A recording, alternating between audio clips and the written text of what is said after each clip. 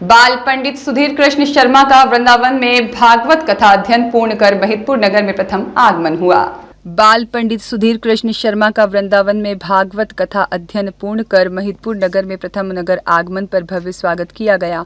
पंडित सुधीर कृष्ण शर्मा का वृंदावन में 2 वर्ष तक बाके बिहारी गुरुकुलम में माधवानंद भागवत महाविद्यालय में अध्ययन कर भागवत व्यास की उपाधि प्राप्त कर आज प्रथम बार नगर आगमन हुआ।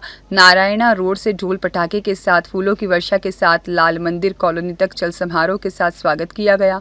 इस अवसर पर समाज सेवी विजय सिंह गौतम, एडवोकेट भगवान सिंह पवार और भीमा खेड़ा सरपंच राजेश माली, पूर्व पार्षद संजय जोशी और पूर्व पार्षद और पूर्व मंडल अध्यक्ष महेश जोशी, बबलू जोशी, अनुराग चोपड़ा, अध्यापक दया राम परमार, डॉक्टर सुरेश मालवीय, बंटी परमार, अर्पित, साथ ही में प्रवीण उत्तरा और आचार्य सत्यनारायण जी शर्मा, मुन्ना जोशी, रवि मीणा, प्रहलाद गुदिया, साथ ही में संतोष मंडीवाल और अन्य भी इस दौरान बड़ी संख्या में मौजूद थे और स्वागत कार्यक्रम संपन्न हुआ। मैंने श्री धाम वृंदावन में श्रीमद् भागवत का अध्ययन किया और गुरु जी के शरण में रह के मैंने सब ये कार्य हुआ है। और कहा जाता है कि वो इसी धाम वृंदावन में रह पाता है जिन्हें ठाकुर जी की इच्छा होती है। यदि ठाकुर जी की इच्छा नहीं होगी तो वो एक पल भी नहीं रह सकता है। जी। महिदपुर विधानसभा के एक नवयुवक भागवताचार्य बने हैं। सबसे कम उम्र के हमारे इस महिदपुर विधानसभा क्षेत्र में अगर भागवताचार्य हैं तो ये हमारे सुधीर कृष्ण शर्मा साहब हैं।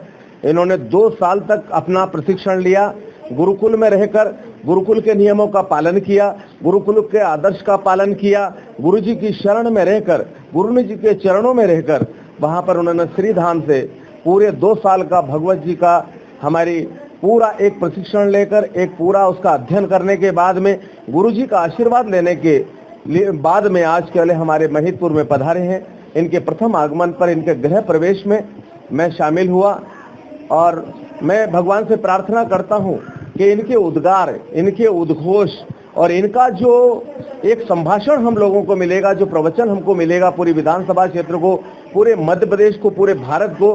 सुधीर कृष्ण शर्मा साहब के बारे में एक ही बात कहूंगा, पिता तो इनके हमारे ग्रामीण विकास में एक सचिव हैं, मगर इन्होंने अपने जन्म और कर्म से एक ब्राह्मण का जो स्वरूप अपने आप में स्वीकार किया है, ये हमारे सबके लिए महिदपुर विधानसभा के लिए गौरव की बात है। मैं इनके चरणों में नमन करता हूं, श्री लड्डू गोपाल जी के भी चरणों में नमन करता हूं। अब इनके प्रवचनों का लाभ हमारी पूरी महिदपुर विधानसभा को और पूरे मध्य प्रदेश को मिले, यही कामना करता हूं। भगवान से प्रार्थना करता हूं, श्री कृष्ण भगवान से, कि भगवान इनके मुंह में सरस्वती विराजे, इनका किया हुआ हर शब्द सत्य हो, इनके दिए हुए आशीर्वाद अक्षरशः सत्य हो और इनके द्वारा दिया गया प्रवचन हम सब लोगों को नया मार्गदर्शन करे। मैं बहुत बधाई देता हूं हमारे माननीय मंत्री जी ग्रामीण विकास के कैलाश शर्मा जी को। आपने और आपकी पत्नी ने एक ऐसे पुत्र को जन्म दिया है जो आपके ब्राह्मण कुल में जन्म लेने के बाद पूरा कर्मकांडी बनाने का आपने काम किया।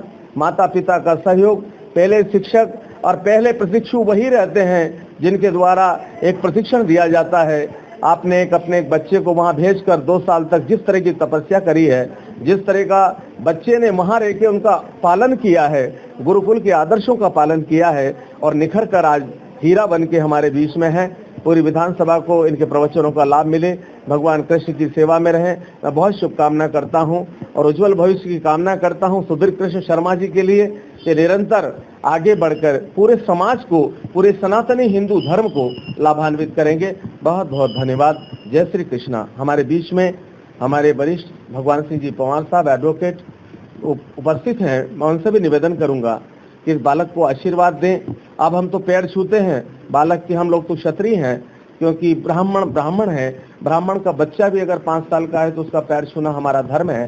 तो मैं दादा भाई हुकुम को निवेदन करूंगा कि 2 शब्द आइयो आप बेटा।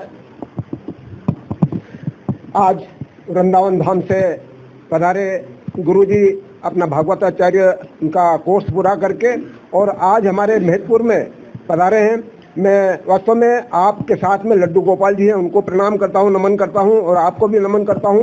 वास्तव में एक श्रेष्ठ कार्य करके आप यहाँ पर आए हैं। अभी आपको संतत्व तो प्राप्त हो गया है, और संत वास्तव में कहा जाता है कि जब बसंत आता है वो प्रकृति सुधर जाती है, और जब संत आते हैं वो संस्कृति सुधर जाती है। तो आप वास्तव में यहाँ पर जो भी आप प्रवचन देंगे, कथा करेंगे, जिस प्रकार से गंगा नदी गंगोत्री से निकलती है और उस पानी को पीने में मजा आता है, और आपके मुख से जो अमृतवाणी निकलेगी उसको सुन करके जीने में मजा आएगा। ऐसा आप हमारे क्षेत्र में जिस प्रकार से घर में कई प्रकार की दौलत हो, कप बच्ची का सेट हो, सोफा सेट हो, टीवी सेट हो, डायमंड सेट हो, लेकिन जिस व्यक्ति का माइंड सेट नहीं हो तो वो किसी काम का नहीं है। तो आप लोगों के माइंड सेट करने का भी काम करेंगे। मैं आज के इस अवसर पर आपके पूरे परिवार को, आपकी माता पिता को, जिन्होंने जहाँ पर आप दादाजी भी यहाँ पर हैं, दादाजी ने और आपके माता पिता ने आपको इस योग्य बनाया, और आपने इतना कष्ट उठा करके और वहाँ पर जो सीखा है उस सबको यहाँ पर लोगों को बताएं और जीवन जीने की कला सिखाएं। और वास्तव में लोग स्वर्ग में जाने की इच्छा करते हैं, लेकिन घरों को ही स्वर्ग बनाएं, इसी भावना के साथ। जय हिंद।